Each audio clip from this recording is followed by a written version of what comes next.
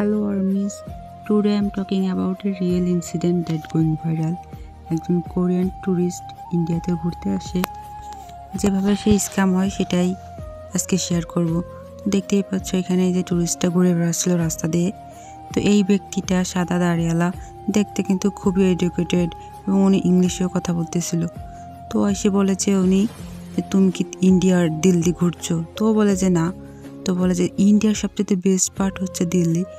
তো সেই অনুযায়ী উনি বলে যে আমি যদি তোমাকে হেল্প করি তাহলে তুমিও আমাকে কোরিয়াতে যাওয়ার পর হেল্প করো, মানে ঘুরতে যাও। তো ও খুশি হয়ে যায়, ও হেসে দেয় বলে ওকে। তো তারপরে উনি টেম্পেলে ঘোরায়, তারপরে যেই বাকি খরচগুলো ছিল খাওয়া দাওয়া, তারপরে হচ্ছিল বিভিন্ন প্রকার যে গাড়ির ভাড়া, সব কিন্তু ওই কোরিয়ান ছেলেটাই দেয়। তারপরে সব কিছু ভালোই যাচ্ছিলো, কিন্তু লাস্টের দিকে এসে উনি টাকা চেয়ে বসে। তোমরা দেখতেই পাচ্ছ যে ও টাকা চাওয়ার পর কিন্তু ও মানে ওর কেমন একটা ভয় লাগতেছিল। তো বলে যে কেন টাকা লাগবে? তো উনি বলে যে টেম্পেলটাই গেছো, ওই টেম্পেলটাই টাকা দিতে হয়, তাহলে তুমি ভালো কর্মা অর্জন করবা। তো দেন হচ্ছে ও বলে যে ঠিক আছে দিব। তো উনি বলে যে এটা অনেক টাকার একটা ব্যাপার, তুমি অর্ধেক দাও আর আমি অর্ধেক দিব। তো ঠিক আছে, ও তারপরে একটা বুথে যায়, যেহেতু টাকাটা অনেক বেশি, ওর কাছে ক্যাশ ছিল না।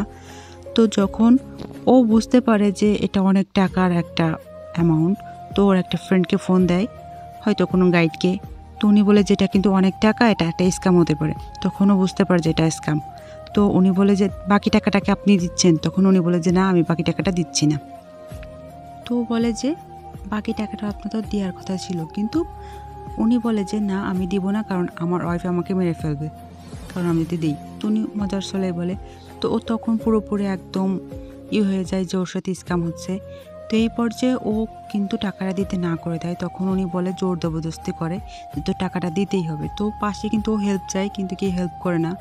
আসলে এটা খুবই একটা দুর্ঘটনা, কারণ একটা দেশের সব নাগরিক কিন্তু সমান হয় না। তারপরে একজনের জন্য পুরো রেপুটেশন খারাপ হয়।